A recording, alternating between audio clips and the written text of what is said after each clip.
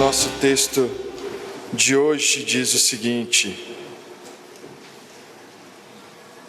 José deu esta ordem ao administrador da sua casa: encha de mantimento os sacos que esses homens trouxeram, quanto puderem levar, e ponha o dinheiro de cada um na boca do saco de mantimento, e coloque o meu copo de prata na boca do saco de mantimento do mais novo, junto com o dinheiro do seu cereal. E o administrador fez como José havia ordenado. De manhã, quando já estava claro, os homens partiram. Eles, com seus jumentos, saíram da cidade, e antes que pudessem ter se distanciado, José disse ao administrador da sua casa: levante-se e vá atrás daqueles homens, e alcançando-os, diga o seguinte: por que vocês pagaram o bem com o mal? Não é este o copo e que bebe o meu senhor, e que ele usa para fazer as suas adivinhações? Vocês fizeram algo muito errado. O administrador os alcançou e lhes falou essas palavras. Então eles responderam: por que o meu senhor está dizendo uma coisa dessa? Longe de nós, seus servos, fazer uma coisa assim. O dinheiro que achamos na boca dos sacos de mantimento, nós trouxemos de volta da terra de Canaã. Como então iríamos roubar prata ou ouro da casa do meu senhor?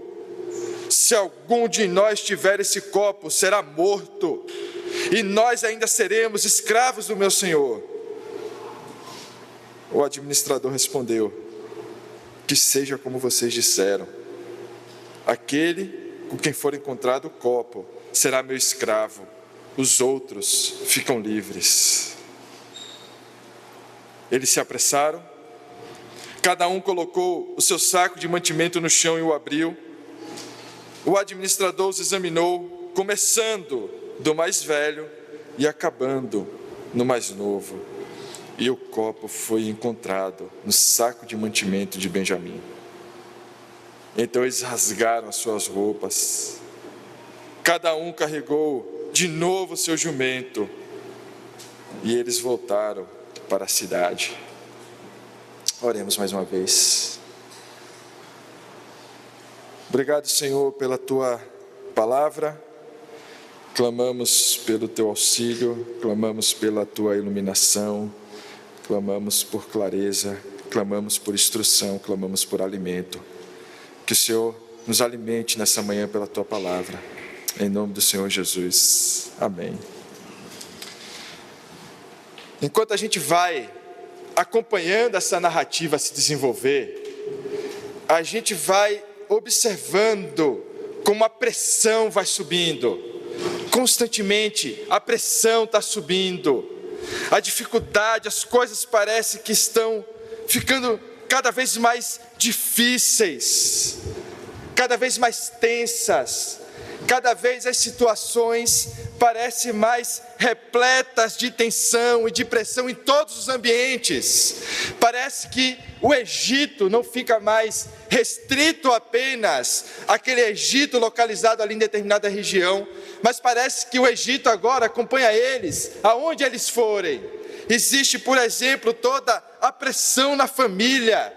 Pressão essa que, inclusive, vimos nos últimos textos, que acaba fazendo com que surja uma nova liderança. Existe uma nova liderança surgindo nessa família. De repente, Judá, que não era o líder da família, começa a negociar e a tentar resolver a situação junto com seu pai, e a dar sugestões que são acatadas pelo seu pai, mas a tensão está subindo. Uma nova liderança que parece um pouco mais generosa. Existe uma pressão, uma tensão nos encontros com José. Imagine que uma hora eles chegam no Egito e eles são acusados: vocês são espiões, vocês estão aqui para roubar o cereal do Egito. E eles, de repente, José, o administrador ali, prende um dos irmãos e deixa eles presos porque ele suspeita do caráter deles.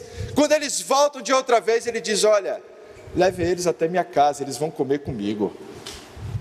Puxa, mas o que está acontecendo aqui?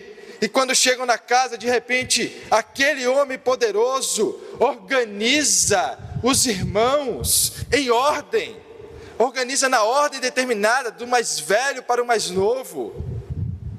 Existe uma tensão subindo, existe uma dificuldade aumentando, existe a pressão que a gente não pode esquecer, que é a pressão da fome. A fome joga papel fundamental aqui. A fome é que obriga os irmãos e a família a sair da inércia. Lembre-se que eles estavam estagnados, parados, eles não faziam mais nada, eles estavam estáticos, mas a fome não deixa eles ficarem mais estáticos. A fome os obriga a saírem, a se movimentarem, a tomarem decisões.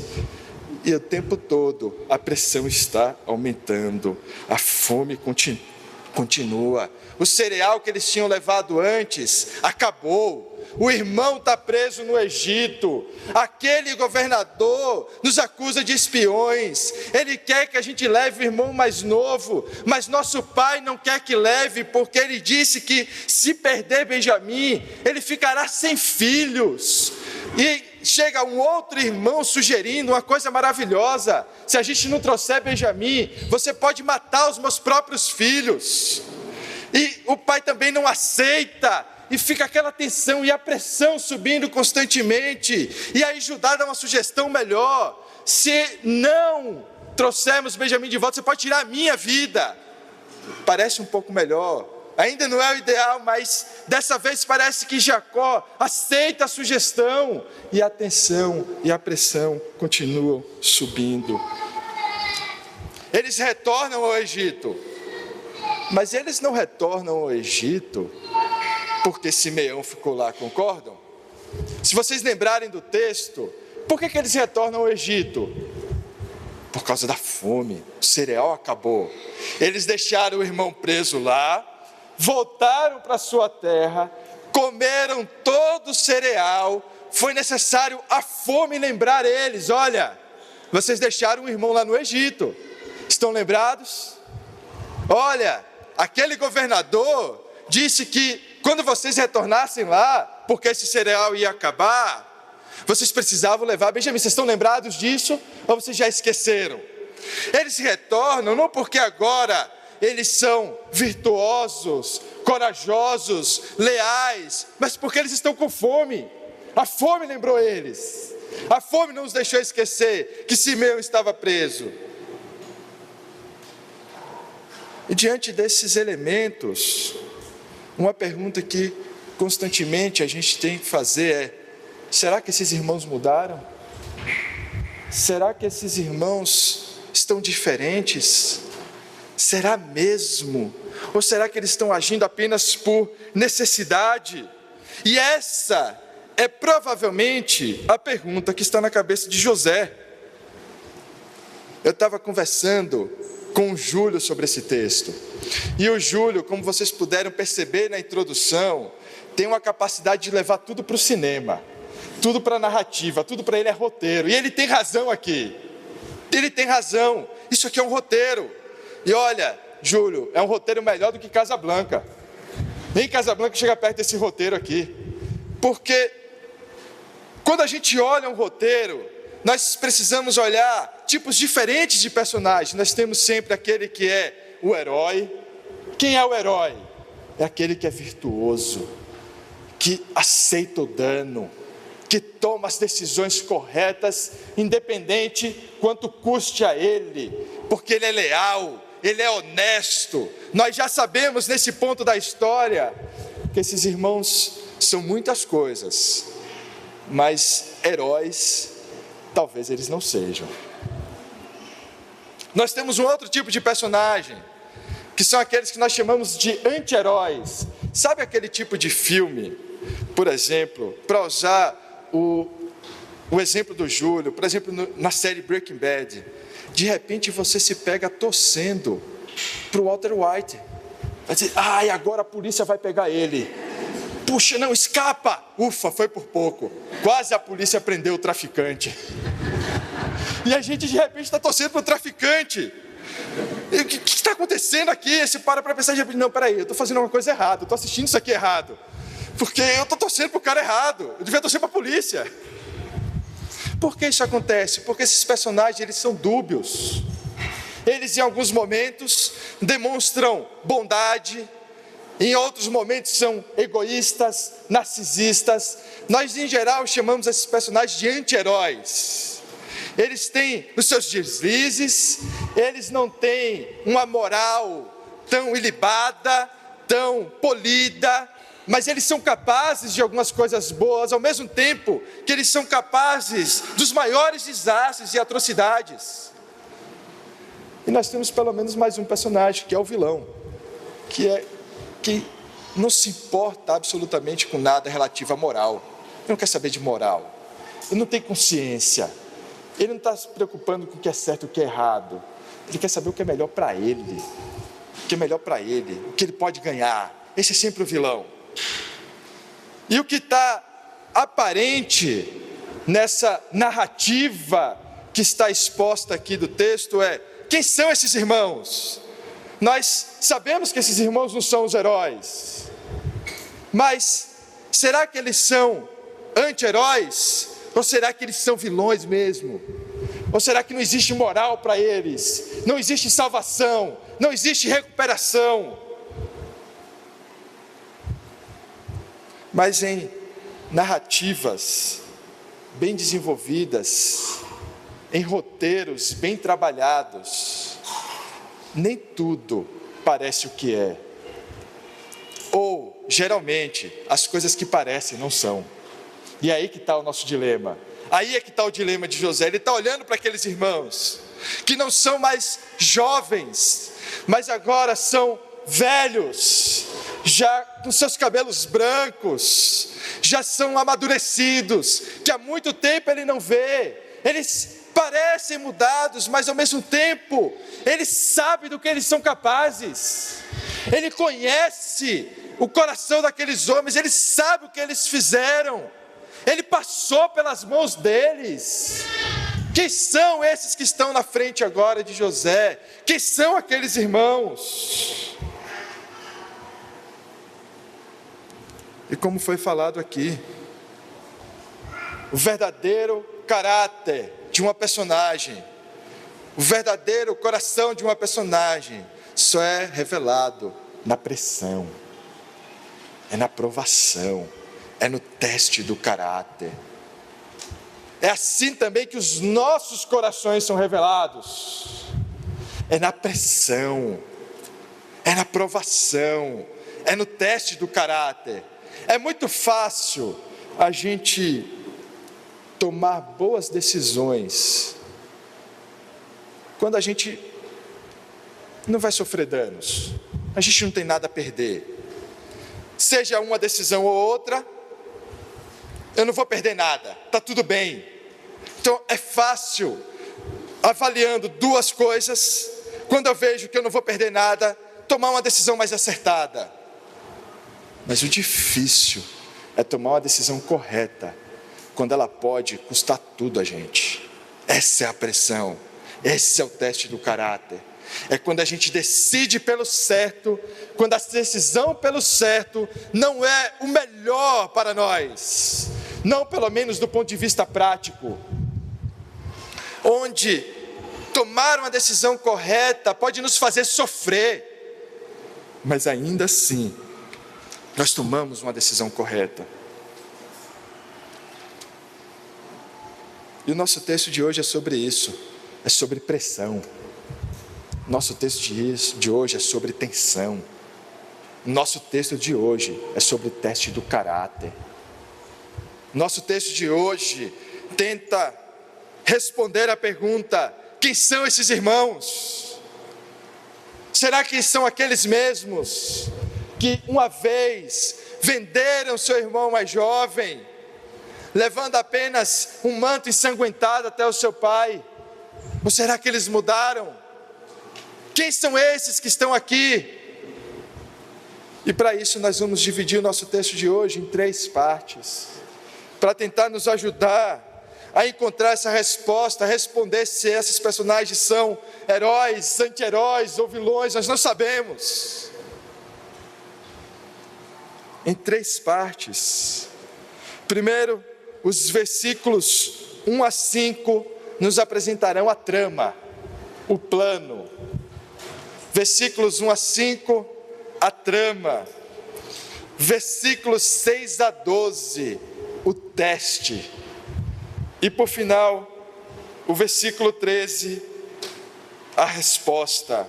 Então, versículos 1 a 5, a trama. Versículos 6 a 12, o teste. Versículo 13, a resposta. Observe mais uma vez os versículos 1 a 5. José deu esta ordem ao administrador da sua casa: encha de mantimento sacos que esses homens trouxeram, quanto puderem levar, e ponha o dinheiro de cada um na boca do saco de mantimento.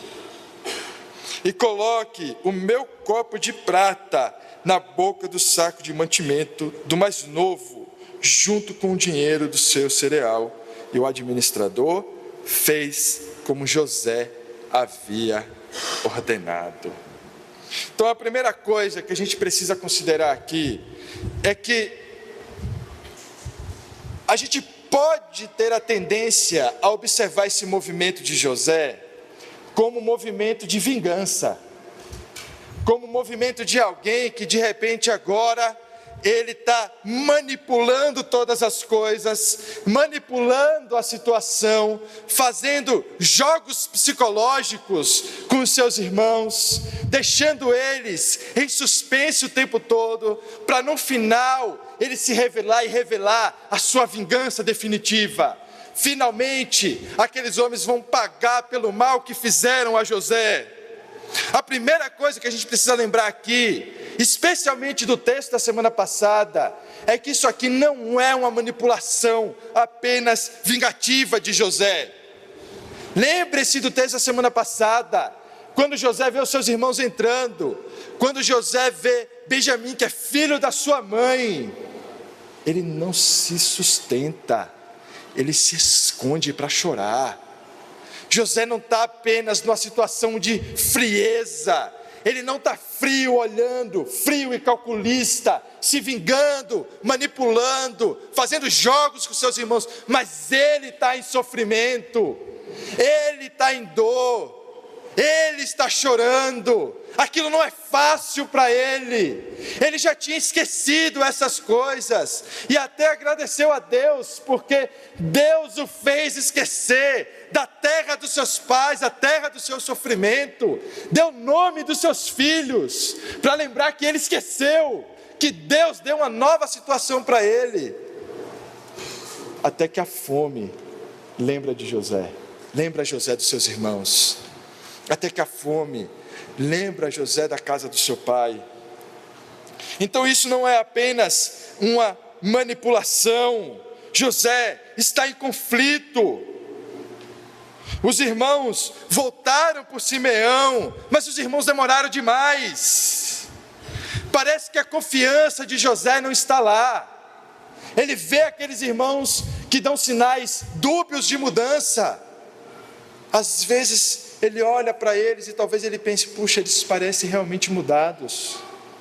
Mas de repente ele lembra do que eles fizeram e diz: mas talvez não seja possível mudar. Uma vez que alguém faz isso, eu acho que não existe mais redenção. Uma vez que alguém age dessa forma, não tem como mudar, não tem como recuperar. Vocês percebem que às vezes a gente tem esse mesmo conflito de José, que é difícil para a gente tem até algumas frases de efeito para ilustrar essas coisas. Olha, se errar comigo é uma vez só, nunca mais. Falhou comigo, acabou, está morto para mim. Não existe chance de redenção, não existe chance de recuperação. E ainda mais, se a gente vê a pessoa mudando, a gente diz: é tudo mentira. Isso é tudo mentira, é tudo teatro, isso é tudo fake, a pessoa não tem como mudar. Uma vez que a pessoa fez isso aqui, esse tipo de atitude, disso aqui ninguém se recupera. Ninguém muda disso aqui. Se fosse alguma coisa mais tranquila, uma mentirinha de repente, mas isso aqui não tem mais salvação. A gente tende, meus irmãos, a olhar para muitas pessoas assim, a dizer, não tem mais jeito, não dá mais. A gente atribui chance de redenção, de salvação, de um arco redentivo para algumas pessoas em suas histórias, mas para as outras, a gente já simplesmente as atribui como vilãs e diz, não existe salvação para ninguém. Para esse tipo de coisa não dá para recuperar. E é essa batalha de José, como é nossa batalha, olhando, por exemplo, para aqueles que nos ofenderam. Em geral, essas pessoas que não têm recuperação, elas nos ofenderam, elas não ofenderam outros.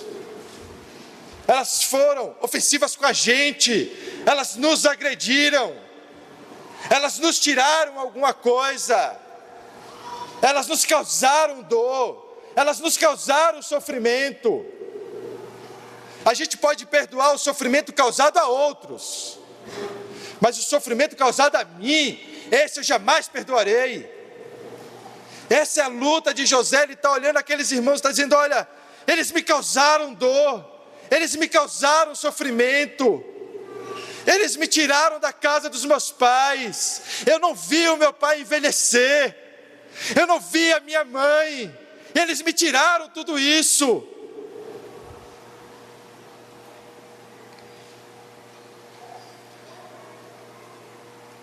Então esse plano que José estabelece, ele não é apenas uma vingança, é um teste do caráter, é um teste não só para os irmãos, mas é um teste também para José. Não só os irmãos estão sendo testados, e é importante a gente observar isso, não são apenas os irmãos que estão sendo testados, José está sendo testado aqui constantemente. Em todo o texto, José está sendo testado. Nós somos testados constantemente. É assim que o Evangelho funciona. O Evangelho é um teste do nosso caráter, é uma prova do nosso caráter. Ele constantemente testa as nossas decisões, testa o nosso coração, testa como vivemos, testa como olhamos para as pessoas que nos ofenderam, testa quando nós falamos com pessoas que nós ofendemos. Os versículos 3 a 5 dizem o seguinte: depois de José passar a palavra ao administrador, passar as instruções, e o administrador, é importante lembrar, a gente não tem o nome dele aqui, porque não importa, o nome dele não é importante, quem é esse sujeito não é importante, porque qual é a função do administrador aqui? Colocar José em todas as cenas. Quem está enchendo os sacos de cereal dos irmãos é José, quem está colocando o copo na bolsa de Benjamim é José. O administrador está fazendo exatamente tudo aquilo que foi ordenado, e ele só pode fazer aquilo que José falou.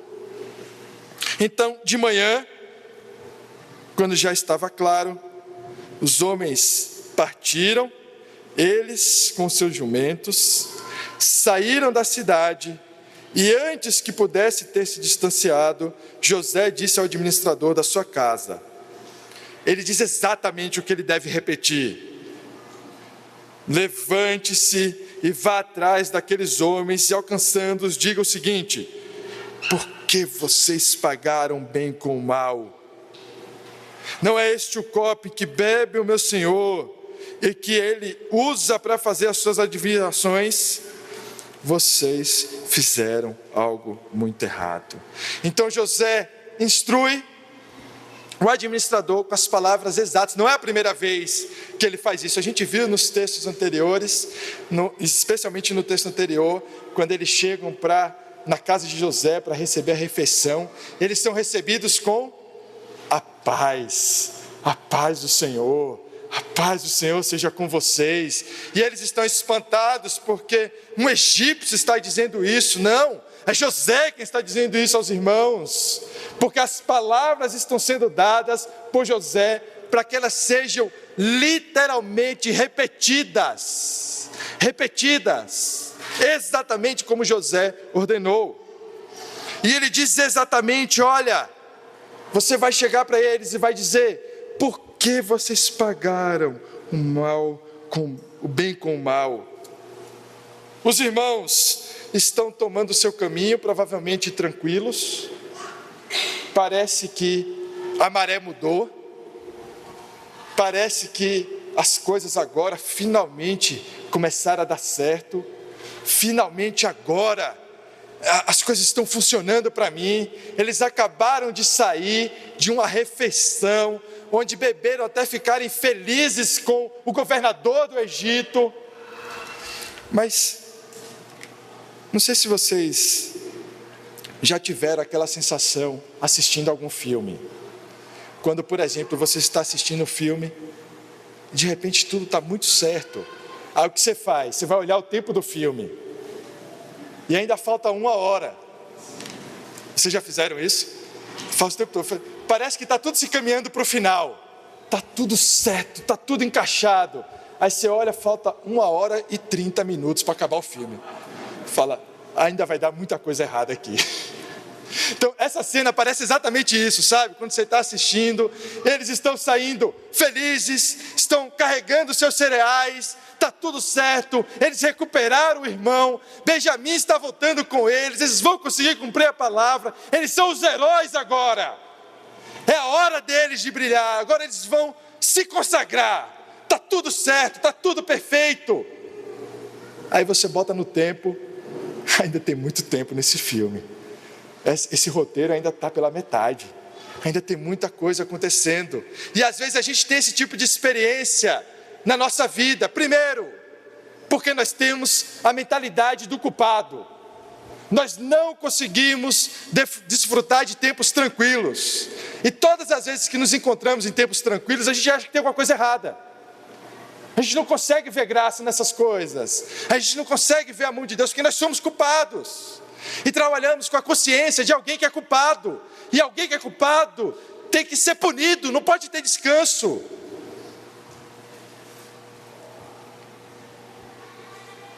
Mas os irmãos parecem estar muito tranquilos.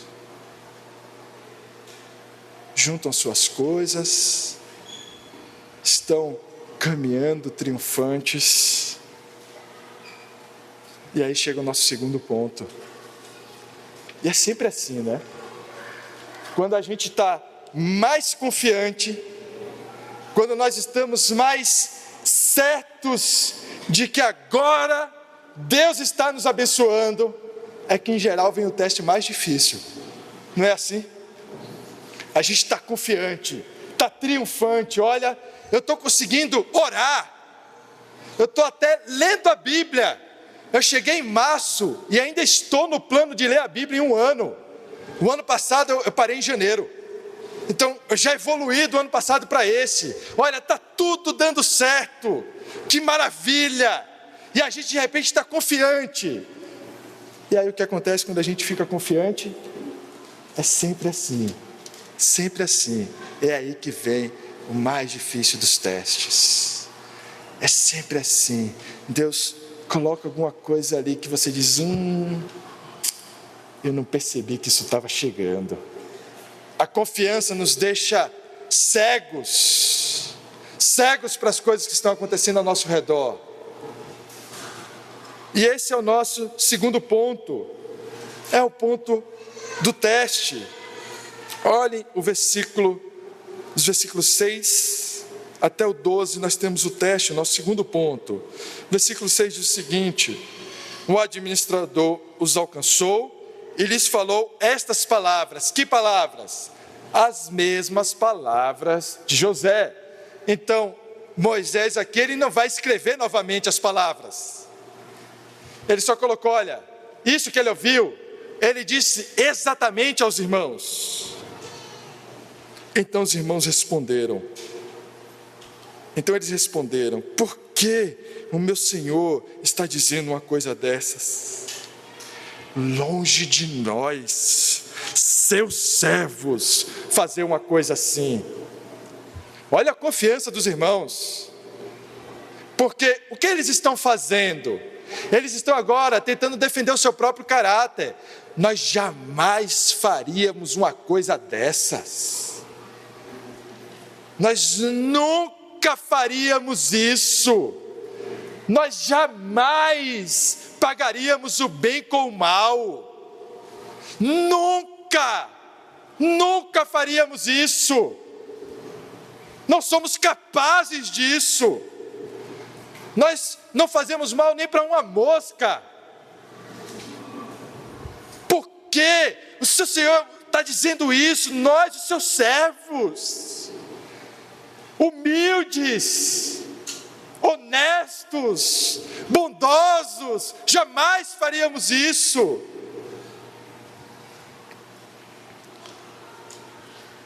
Geralmente quem vai responder as coisas assim é sempre o culpado, né? Essa é sempre a mentalidade do culpado, que vai dizer: não, jamais, porque o culpado, ele dificilmente se entrega. Ele não vai dizer: olha, não, fui eu mesmo, realmente, eu roubei. Ele vai com a mentira até o final, ele vai sustentar até o final. Até o final ele vai dizer: não, eu jamais faria isso, não foi minha intenção, se foi parar aqui foi sem querer. E a gente tem vários mecanismos, né, para justificar os nossos atos. Essas semanas atrás o Jonas falou da história da Heloísa, né, que inclusive está no livro Inteligência Humilhada, né, sobre o crime de chocolate que ele chama no livro. E eu lembrei, sempre que ele fala disso, eu lembro de uma história do meu filho, o Léo. Ele sempre fazia, ele, quando era menor, ele derrubava umas coisas, ele quebrava outras, ainda continua, mas assim, ele fazia mais.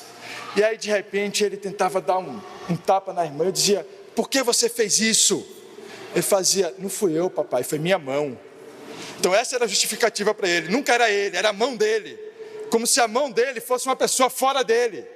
Então nunca era ele, era a mão dele que causava as coisas. Então ele dizia: não fui eu, papai, foi minha mão. Não fui eu, foi meu pé. Então ele dividia o corpo de um jeito para justificar os seus atos. E a gente faz muito disso, é isso que os irmãos estão fazendo aqui. Não, eu não faria isso, mas talvez a minha mão possa fazer. Eu jamais faria isso, mas talvez o meu pé possa ter feito, mas não fui eu, não foi minha intenção. Eles tentam, e é interessante a gente ter as informações que a gente tem dos irmãos, e olhar agora, eles defendendo a honestidade deles, fazendo a defesa deles, mas a gente sabendo tudo que eles fizeram, quanto eles são imorais, sanguinários, invejosos, orgulhosos, nós sabemos disso. E eles continuam dizendo: olha, a prova da nossa honestidade, isso no versículo 8, a prova da nossa honestidade, o dinheiro que achamos na boca dos sacos de mantimento, nós trouxemos de volta da terra de Canaã. E trouxeram de volta aqui entre parênteses, porque o pai mandou, né? O pai mandou dizendo: olha, põe o dinheiro e leva o dobro, porque pode ter havido algum engano. Então leva o dinheiro, leva dobrado, leva o que vocês trouxeram antes e leva outra porção. Como então iríamos roubar prata ou ouro da casa do seu senhor? Mas eles estão confiantes e eles estabelecem a própria pena. Se algum de nós tiver esse copo, será morto, e nós ainda seremos escravos do meu Senhor. Agora, imagine isso aqui num roteiro. Imagine isso aqui, você assistindo o filme. Você sabe o que está acontecendo. Você tem a informação que as personagens não têm. Você tem a informação que os irmãos não têm. Você sabe que o copo está lá. Você sabe exatamente onde o copo está. Você sabe com quem será encontrado. Eles não sabem. Mas tem aquelas personagens, sabe, que falam demais. Você fala, não fala isso. E agora complicou, porque olha o que ele está dizendo. Eles estão tão cheios de si, tão cheios de confiança, que eles estabelecem uma pena e nem esperam que o próprio egípcio determine a pena para eles. Eles mesmos dizem, olha, quem de nós foi encontrado com um copo será morto. E não só isso, os outros serão seus escravos. Olha que coragem, olha que honestidade. Talvez, se o egípcio não tivesse as instruções de José, ele dissesse, não, eu acredito em vocês. Eu não vou nem abrir agora o saco de mantimento, vocês podem seguir a viagem em paz. Mas ele tinha instruções, ele já sabia de tudo, ele sabe algo que os irmãos não sabem. E ele diz, que seja como vocês disseram, aquele com quem for encontrado o copo será meu escravo, os outros ficam livres. Olha o que acontece, os irmãos estabelecem uma pena, e o egípcio, o administrador de José, estabelece uma pena inferior a deles. Estabelece uma pena que não é como a pena deles, não tão rígida como a pena deles. Ele diz, olha, que seja como vocês disseram, aquele que foi encontrado com o copo, este será meu escravo, e os outros estão livres. Os outros podem seguir viagem, os outros podem seguir com cereal, os outros podem seguir com dinheiro, mas aquele que foi encontrado com o copo, esse será meu escravo. Eles se apressaram,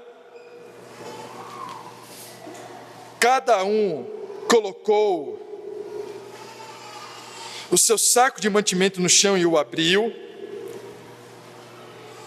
E é interessante, né? Como eles se apressaram a cumprir. Quando a gente olha a narrativa, não parece que os irmãos estão duvidando, não parece que eles estão tensos, não parece que eles estão achando que o culpado está lá. Parece que eles esqueceram que ainda que eles não tenham tomado o copo de José, eles são culpados. E nós temos, meus irmãos, uma capacidade gigante de esquecer o que nós somos capazes. Nós esquecemos as maldades que nós somos capazes. Nós esquecemos o quanto nós podemos ofender os outros. Nós esquecemos o quanto nós podemos causar dor aos outros. Tem aquele ditado, né? Quem bate, esquece. Quem apanha, nunca esquece.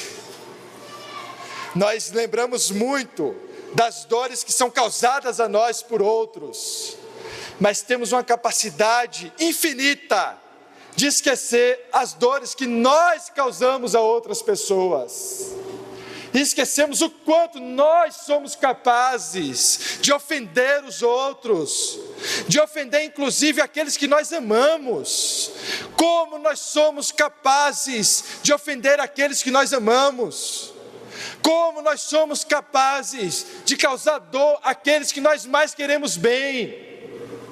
Como nós somos capazes de magoar pessoas que são importantes para nós. Nós esquecemos da nossa capacidade de produzir o mal. Lembramos do mal dos outros, mas sempre esquecemos do mal que nós causamos. Eles rapidamente colocam o seu saco de mantimento no chão, os abrem. O versículo 12 diz que o administrador os examinou. começando do mais velho. Ele não está fazendo isso à toa.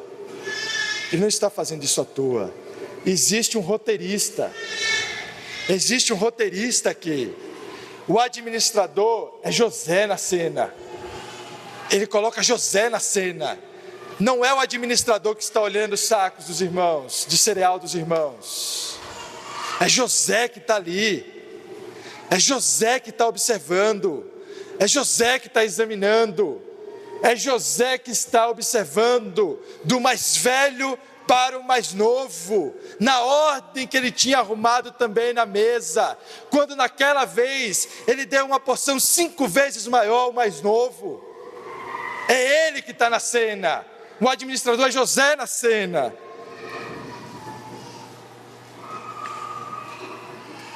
E o copo foi encontrado no saco de mantimento de Benjamim.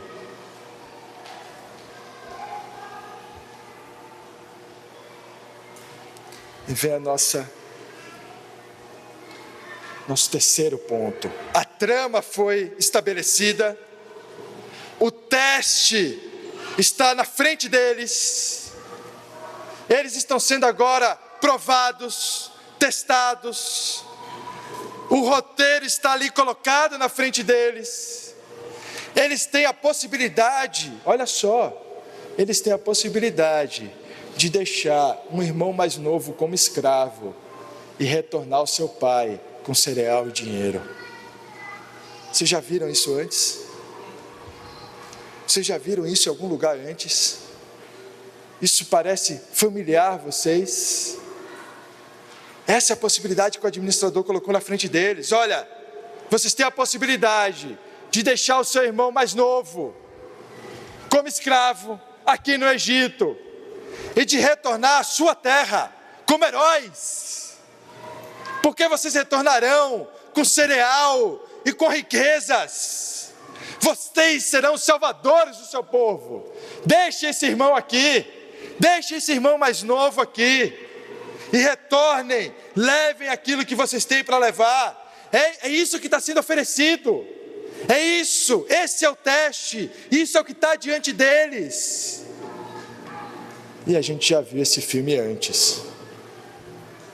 E esse filme que a gente viu antes, ele não terminou muito bem. O final desse filme que a gente já viu antes, foi um final de dor, de sofrimento. Foi um final onde, apesar de Deus prover para José, ainda assim, José guarda essa dor ali, José ainda sofre com aquilo, José lembra dos seus irmãos, José lembra do seu sofrimento, e ele diz ao Senhor, que agradece ao Senhor porque ele tem esquecido da casa dos seus pais. Eles já estiveram exatamente nessa posição, eles já passaram exatamente por esse teste, e falharam. Eles já passaram exatamente por uma posição parecida e escolheram o caminho errado. Eles já tiveram um irmão mais novo que eles disseram para aquele governador que não estava mais entre eles. Eles já tiveram um irmão mais novo que recebia uma porção maior. E naquele tempo eles o venderam como escravo, e naquele tempo, eles retornaram ao seu pai, não com cereais, mas com um manto ensanguentado. Foi naquele tempo, onde apenas o seu pai rasgou as suas vestes em tristeza, apenas Jacó tinha rasgado as suas vestes em tristeza, não seus irmãos, porque eles sabiam o que tinham feito.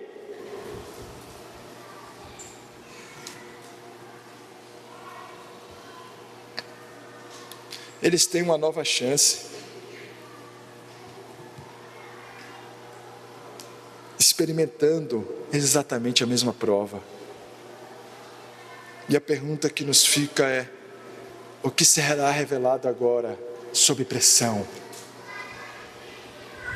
Agora a pressão é iminente. Tudo está em jogo. A vida deles está em jogo. Os planos de Deus estão em jogo. É importante a gente lembrar quem são esses irmãos. São aqueles que darão início às grandes tribos de Israel. Entre esses irmãos, nós temos Judá, aquele do qual veio nosso Senhor Jesus Cristo. Esses são os irmãos que estão ali. Eles estão sendo testados, e o que se revelará na prova, o que se revelará no teste. E nós temos a resposta no versículo 13.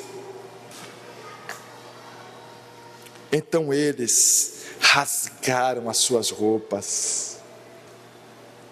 Aquilo que eles não fizeram por José, agora eles fazem por Benjamim.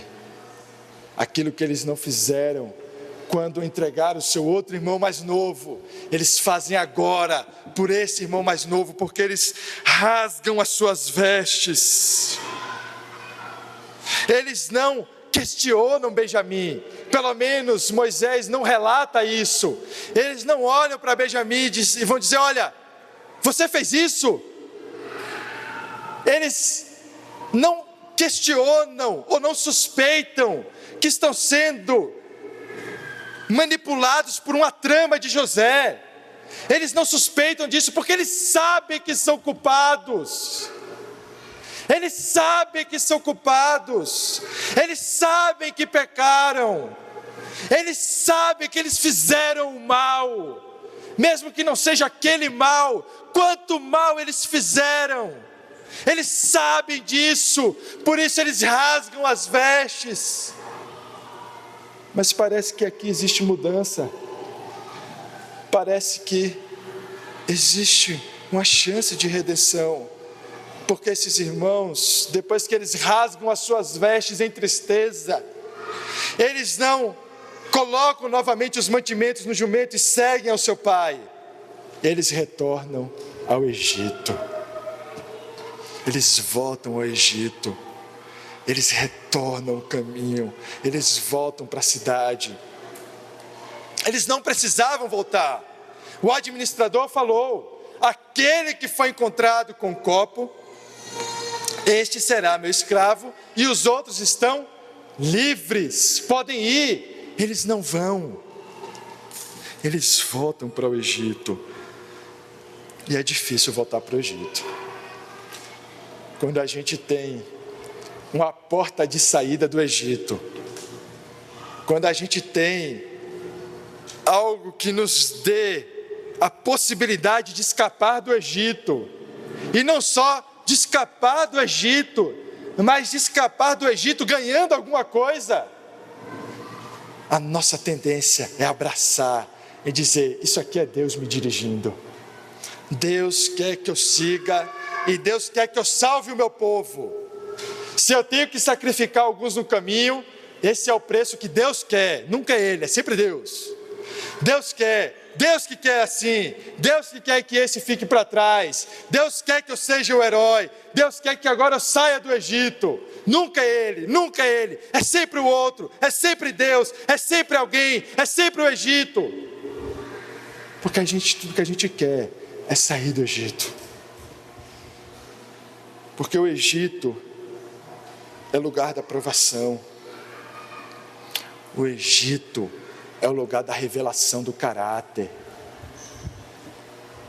O Egito é o lugar da dificuldade. O Egito é o lugar do sofrimento. É interessante observar que no Egito, a fome do nosso corpo pode ser saciada, e ainda assim continuarmos espiritualmente famintos. O Egito não é apenas sobre cereal. O Egito não é apenas sobre mantimento para o corpo. O Egito é sobre o teste do caráter. É sobre a revelação do caráter.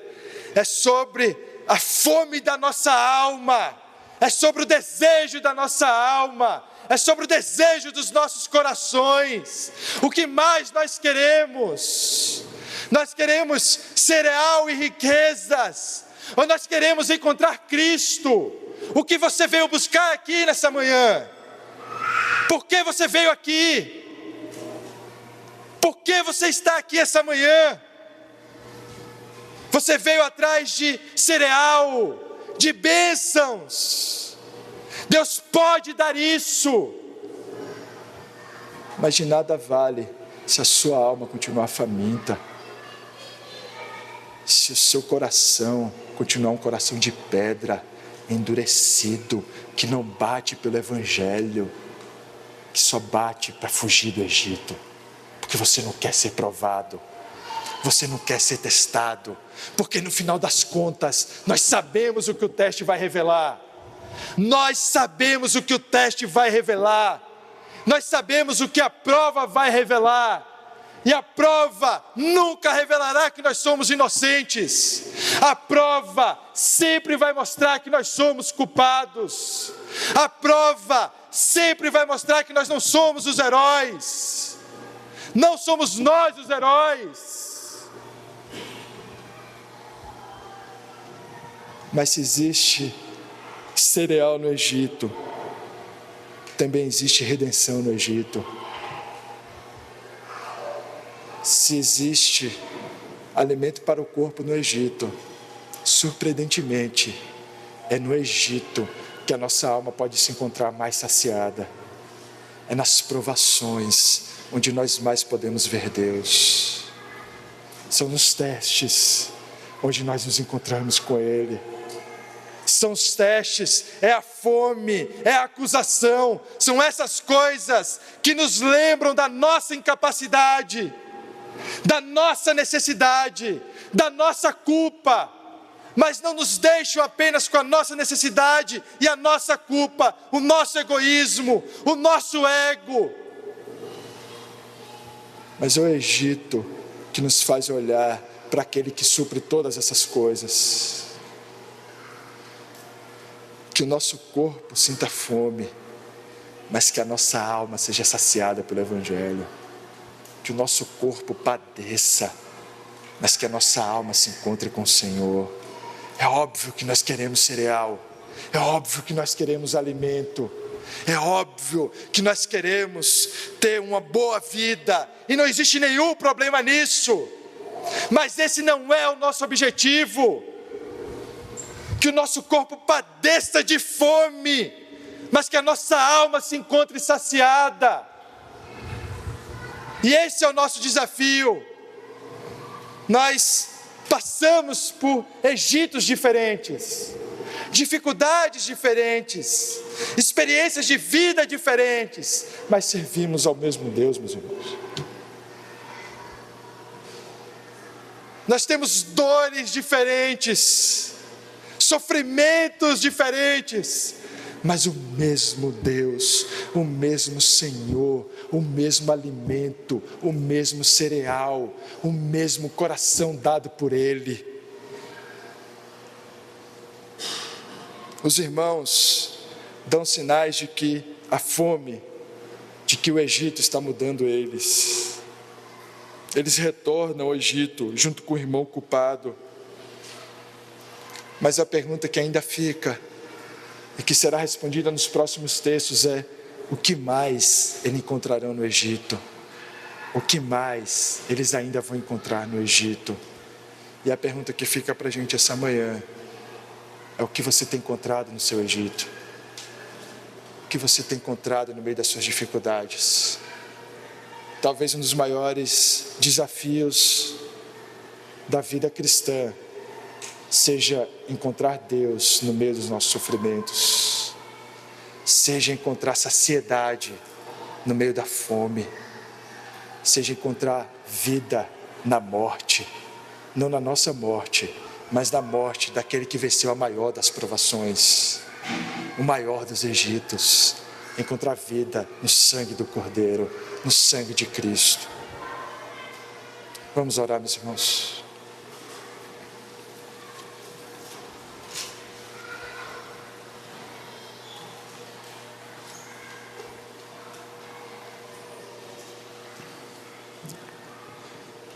Te agradecemos, Senhor, pelo Egito que o Senhor nos dá.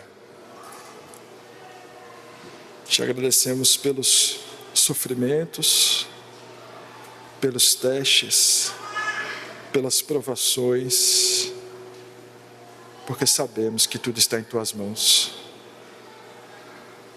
Nada acontece se que a Tua poderosa mão esteja agindo. Por isso, o que te clamamos nessa manhã é que o Senhor nos dê um coração disposto a sofrer por Ti. O Senhor nos dê um coração faminto, um coração que não encontre saciedade em nada nesse mundo, mas um coração que encontre saciedade apenas em Ti. Porque é isso que nós precisamos buscar no Egito. Não cereal, não apenas alimento para o nosso corpo, mas é redenção. Nós sabemos que somos culpados, sabemos que não somos os heróis, mas sabemos que existe redenção no Egito. Que o Senhor nos dê graça para que na prova do caráter, ainda que falhemos, encontremos a Cristo. Porque se nós não somos virtuosos, o Senhor nos dá alguém que é toda a virtude, que é toda a bondade. Que nós nos percamos de vista, que não lembremos mais de nós mesmos, que não lembremos das nossas necessidades, mas que tudo que a gente lembre nessa vida seja a cruz e o sangue do Senhor. É isso que te pedimos, em nome do Senhor Jesus. Amém.